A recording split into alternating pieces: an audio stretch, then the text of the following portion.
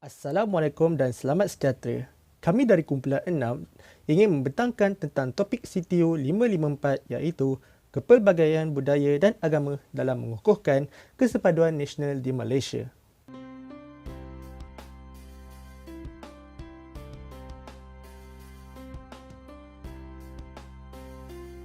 Apakah itu masuk perpaduan negara di Malaysia? Perpaduan negara di Malaysia merupakan satu keadaan di mana rakyat-rakyat terdiri daripada kepelbagaian etnik, budaya, bangsa dan agama yang hidup bersama-sama secara aman sebagai satu masyarakat di negara Malaysia. Menurut Rusimah Saiti 2004, kewujudan masyarakat berbilang kaum di Malaysia ini berpunca dari faktor imigrasi dari golongan masyarakat khususnya dari negara China dan India yang bertujuan menjadi sumber buruh pada pihak Inggeris untuk menjalankan urusan pengeluaran, getah dan biji timah di tanah Melayu. Perpaduan negara di Malaysia bergantung pada keselesaan masyarakat untuk hidup bersama-sama dalam satu komuniti. Keselesaan itu boleh dilihat dalam persekitaran hidup di sekolah maupun di universiti di Malaysia kini. Menurut Marzudi Muhammad Yunus, 2019, Kerajaan Malaysia telah menjalankan pelbagai kempen bagi menerapkan integrasi antara etnik supaya rakyat Malaysia berbilang kaum dapat hidup dalam harmoni dan mengelakkan dari pembahagian polarisasi. Antara kempen yang telah dilaksanakan oleh kerajaan adalah program Rukun Negara, program Bulan Bahasa Kebangsaan, Komuniti Satu Malaysia dan Gagasan Satu Malaysia. Untuk mengatasi isu dianggap utama, kerajaan ingin mempunyai tiga objektif untuk mendapatkan data dan informasi yang sahih untuk pandangan utama kerajaan. Objektif pertama kerajaan ialah untuk mengenal pasti tahap perpaduan antara pelbagai kaum dalam alat kerajaan universiti di Malaysia. Objektif ini mengumumi tentang perayaan, pengalaman dan budaya tiga kaum utama di Malaysia, iaitu Melayu, Cina dan India. Seterusnya, objektif kedua kajian ini ialah untuk mengkaji hubungan antara tahap kesetaraan dan persepsi pelajar terhadap hubungan kaum-kaum utama di Malaysia untuk mengenali secara jelas agama dan budaya tersebut. Objektif ini adalah untuk mengenal pasti arah tangan perpaduan antara kaum dan mengelakkan konflik antara satu sama lain. Selain itu, objektif kajian ini juga bertujuan untuk mengenal pasti tahap hubungan sosial kaum-kaum utama di Malaysia. Objektif ini adalah untuk menjual mengenal pasti tahap perpaduan dan korelasi antara kaum di Malaysia. Apakah dimaksudkan dengan kesepaduan? Pelbagai individu mempunyai pelbagai definisi kesepaduan.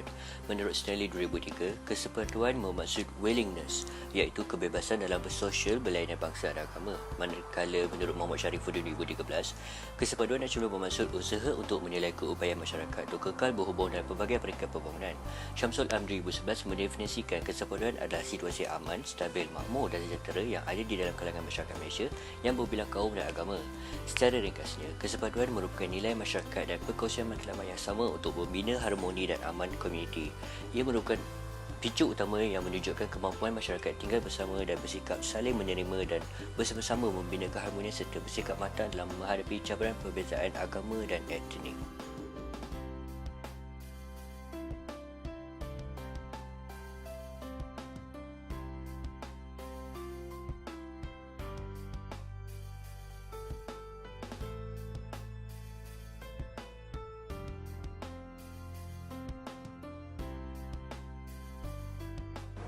Rahsia kesepaduan rukun negara ialah pada amalannya. Tanpa amalan, rukun negara akan menjadi secepis dokumen tidak mempunyai makna, kata Tun Abdul Razak. Terdapat 5 prinsip rukun negara iaitu kepercayaan kepada Tuhan. Bermaksud agama adalah penting bagi setiap individu kerana tanpa agama, individu pasti tidak dapat menahan diri daripada melakukan sebarang jenayah dan juga kejahatan. Kedua, kesetiaan kepada raja dan negara bermaksud setiap individu di Malaysia wajib memberi taat setia, jujur dan ikhlas kepada Yang di-Pertuan Agong. Yang ketiga, keluhuran perlembagaan bermaksud rakyat Malaysia perlu menerima, mematuhi dan mempertahankan kemuliaan perlembagaan negara. Prinsip ini penting bagi menjaga hak-hak istimewa setiap individu di Malaysia. Keempat, kedaulatan undang-undang bermaksud undang-undang di Malaysia berasaskan perlembagaan dan rakyat perlu mengikut, menerima dan mempertahankan undang-undang tidak kira bangsa, agama dan juga status. Yang terakhir, kesopanan dan kesusilaan bermaksud bagi merealisasikan tujuan kesepaduan di Malaysia, sopan santun dari segi berhubungan di kalangan masyarakat yang mempunyai pelbagai kaum. Bagi latar belakang budaya di Malaysia, Malaysia dibahagikan kepada dua wilayah geografi iaitu Semenanjung Malaysia dan Malaysia Timur. Sejak Malaysia diwujudkan pada tahun 1963 melalui penggabungan Persekutuan Tanah Melayu dan dengan dua negara iaitu negeri Sabah pada hari ini, Sarawak dan Singapura, perbezaan budaya antara Semenanjung dan Malaysia Timur telah dikekalkan. Kuasa eksekutif di Malaysia pada mulanya dipegang oleh Parti Perikatan yang merupakan gabungan tiga pertubuhan politik berasaskan kaum iaitu UMNO, MCA dan MIC. Sejak penubuhan gabungan itu, UMNO telah memegang jawatan dominan. Walaupun Islam adalah agama rasmi negara, pelbagai negara menawarkan kebebasan beragama kepada semua rakyat. Malaysia adalah sebuah negara berbilang budaya dan kaum yang menikmati keamanan dan kedamaian. Malaysia dihuni oleh tiga kaum utama iaitu Melayu, Cina dan India.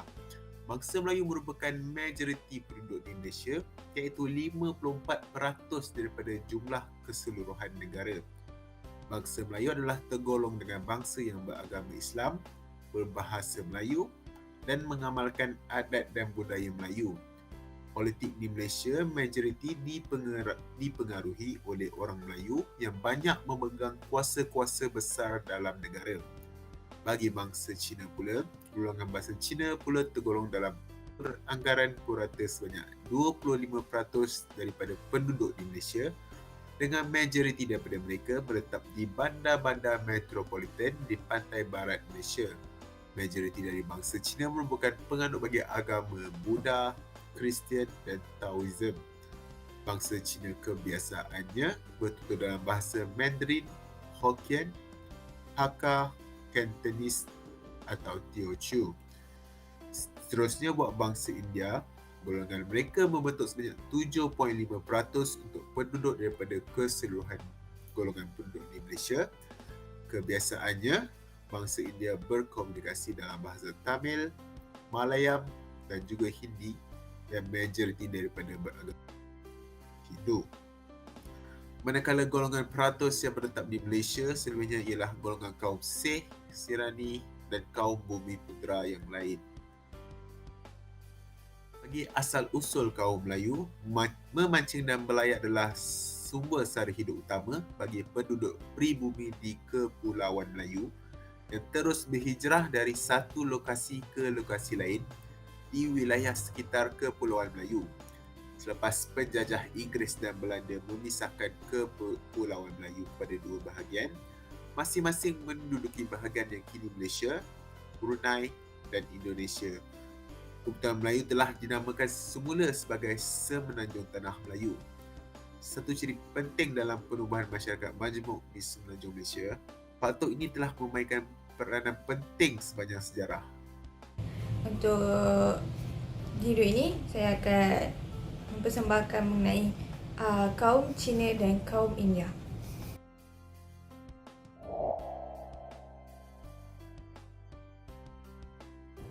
Perhijrahan pendatang Cina dan India telah bermula sejak sebelum dan zaman kegemilangan Melaka.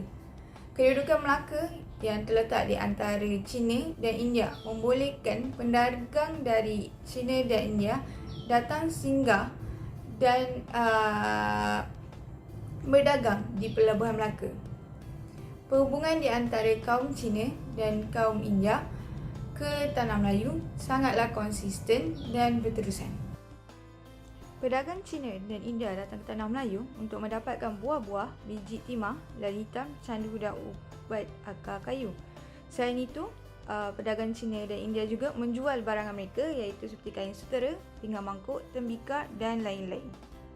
Ini, masyarakat Cina merupakan salah satu golongan bangsa utama di Malaysia dan juga merupakan imigran yang terawal yang memasuki Tanah Melayu dari segi perdagangan dan juga pekerjaan.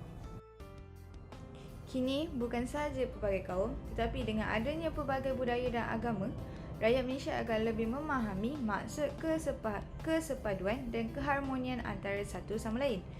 Tambahan pula, ianya penting untuk memupuk semangat kesepaduan dalam kalangan rakyat Malaysia kerana dengan ini ia dapat mengelakkan berlakunya perselingkuhan antara satu sama lain. Bak kata Bank 2011, hubungan etnik di Malaysia bermula dengan penghijrahannya imigran dari luar negara ke Tanah Melayu sehingga menyebabkan penduduk yang mempunyai pelbagai etnik yang berasal daripada pelbagai negara di dunia ini. Oleh itu, imigran India yang telah kini merupakan salah satu masyarakat utama di Malaysia selain daripada Cina dan Melayu. Imigran India yang telah datang ke Tanah Melayu sebagai pedagang dan buruh telah menyebabkan pertambahannya penduduk Tanah Melayu yang mempunyai pelbagai etnik dan bangsa dan juga agama. Kini, penempatan kaum India yang semakin bertambah sebagai penduduk tetap yang merupakan salah satunya faktor yang adanya kewujudan pelbagai bangsa. Hal ini kita dapat lihat sekarang selain daripada pelbagai bangsa, kita juga mempunyai pelbagai agama seperti Buddha, Kristian, Islam dan sebagainya. Dan juga kita mempunyai pelbagai budaya daripada segi makanan, perayaan dan lain-lain. Masyarakat Malaysia juga sekarang training dengan perkahwinan campuran, tidak kira Cina Melayu, Cina India ataupun India Cina. Hal ini menyebabkan masyarakat Malaysia lebih terbuka dan mengenali lebih banyak mengenai budaya dan agama yang ada di Malaysia. Okey, itu sahaja dari saya, Nurin Adriana, minta maaf ni. Untuk penggunaan ayat isu pelbagai budaya dan agama dalam bukuan panduan nasional di Indonesia, kaedah soal teori atas tarian menggunakan telefon telah digunakan dengan sasaran jumlah responden sebanyak 50 responden yang terdiri daripada golongan pelajar tinggi dari pelbagai kaum Amerika Selatan. Dalam telefon tersebut dibagi pada 3 bahasa, iaitu bahasa pertama, bahasa kedua dan bahasa ketiga. Bahasa pertama merupakan kepada tahap perpaduan antara kaum. Di bahagian tersebut mula-mula merupakan pilihan interaksi antara kaum. Dan di bahagian ketiga ialah untuk menunjukkan kepada hubungan sosial antara kaum. Bentuk soalan yang diajukan adalah dalam bentuk IQ, di mana peserta akan menjawab soalan dengan cara jawapan yang diuntukkan, iaitu sangat tidak setuju, tidak setuju, tidak pasti, setuju dan sangat setuju. Pelbagai kajian yang berkaitan dengan isu utama kajian ini telah dilakukan oleh mereka. Walaupun begitu, masih dari zaman sering berubah. Isu-isu yang berkaitan dengan asal utama sering berubah dalam perkembangan semasa. Berdasarkan kajian Azri Ahmad, beliau menyebutkan isu-isu yang berkaitan dengan perpaduan kaum, situasi ekonomi, politik dan juga polisi semasa kerajaan seperti hukum Malaysia telah mendapat perhatian pada pelajar disiplin terutamanya disiplin berasaskan teknikal. Data dan informasi yang diberikan dari artikel beliau juga telah merupakan objektif kajian ini serta memberikan beberapa informasi penting untuk panduan utama kajian ini. Dapatan kajian mengenai tahap perpaduan antara kaum menunjukkan rakyat Malaysia saling menghormati antara satu sama lain walaupun berbagai usia. Ini membuktikan bahawa tahap kesepaduan di antara kaum yang berbeza masih kukuh. Berdasarkan data yang dikumpul daripada objektif bahagian B iaitu keselesaan interaksi antara kaum, kami mendapati bahawa majoriti daripada semua golongan etnik di Malaysia selesa berinteraksi antara satu sama lain dan tidak mempunyai sebarang masalah untuk memastikan keselesaan interaksi antara kaum tercapai dan terbina. Isi dapatan yang terakhir iaitu bahagian C, hubungan sosial antara kaum. Di bahagian ini kami mempunyai 6 soalan untuk responden, iaitu yang pertama, suka makanan kumpulan daripada etnik lain, makan bersama dengan rakan dari kumpulan etnik lain, selesa memakai pakaian kumpulan etnik lain, selesa melawat rumah kawan dari etnik lain, bersedia membantu etnik lain yang memerlukan pertolongan. Dan terakhir, kesedaran sosial saya terhadap kumpulan etnik lain adalah tinggi. Kebanyakan jawapan yang didapati daripada responden untuk setiap soalan yang telah diberikan adalah sangat setuju. Ini kerana masyarakat Malaysia telah lama memupuk sifat saling menghormati antara satu sama lain. Selain itu, dengan adanya sifat positif dalam diri kita, kita bukan sahaja akan menyukai sesuatu bangsa, bahkan akan mendalami lebih dalam mengenai adat mereka. Selain itu, masyarakat Malaysia juga telah diajar sejak kecil lagi untuk tidak memandang rendah antara satu sama lain dan sering menghormati dan sentiasa tidak memilih kawan antara etnik lain. So dengan itu, apabila mereka telah dididik dari kecil, mereka akan dapat mengeratkan lagi silaturahim antara satu sama lain, tidak kira bangsa ataupun agama. Tuntasnya, sudah terang lagi bersuluh. Majoriti responden telah bersetuju bahawa pelajar di institusi pengajian tinggi menunjukkan kefahaman dan kesedaran yang tinggi terhadap isu-isu berkaitan dengan perpaduan kaum. Perpaduan kaum merupakan satu elemen yang penting bagi memastikan rakyat Malaysia sentiasa hidup bersama tanpa mengira bangsa dan agama di Malaysia.